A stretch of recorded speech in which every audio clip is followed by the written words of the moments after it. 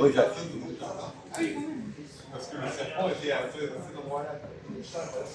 Le consentement, qu'est-ce qui fait qu'on peut refuser d'avoir consenti?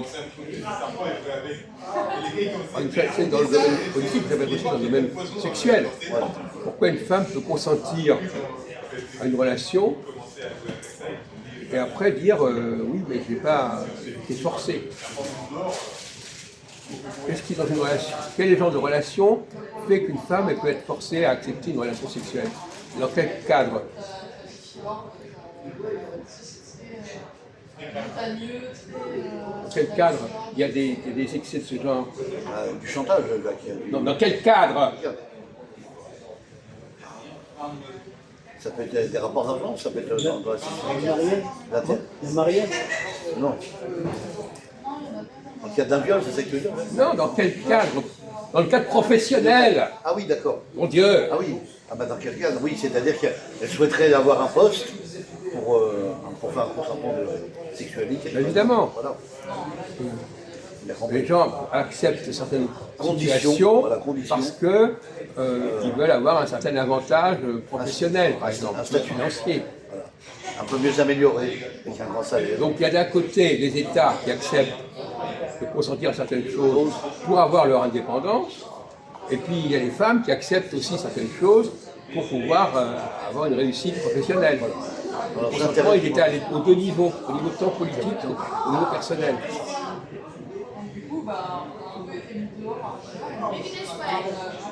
Le problème, effectivement, dans le cas des Juifs, le problème, c'est que chaque fois qu'on leur a accordé des avantages, il y avait un chantage. C'était quoi l'avantage, le chantage? Dans les trois exemples qu'on a donnés, c'est quoi le chantage?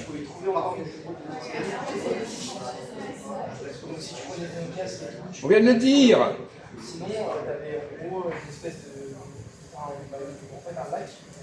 Vous acceptez ça à condition que. Que j'aurais ça. Bon, alors d'accord, mais dites-le. Alors, voilà. Va-t'en, merde. Pas de parole, s'il vous plaît. Bon. Donc, le problème des Juifs, au XXe siècle, c'est que chaque fois qu'ils ont obtenu un avantage, il y avait de la part des pays qui essayaient d'être indépendants un chantage. On disait oui, d'accord, alors vous voulez être indépendant, mais il va falloir accepter les Juifs. Voilà. Quand les Anglais ont libéré les Arabes des Turcs, ils leur ont dit voilà nos conditions. Quand on a accordé aux Arabes de Palestine un État, il y avait des conditions. Et quand les Algériens ont obtenu l'indépendance, il y avait des conditions.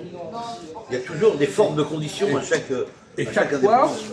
Chaque fois, c'était des conditions qui étaient favorables aux Juifs. Et voilà, si vous êtes indépendant, vous faites ça pour les Juifs. Voilà. Par exemple, les Arabes, à mon avis, les Algériens, en 62, on leur a dit vous gardez les Juifs et on vous met l'indépendance. Ouais.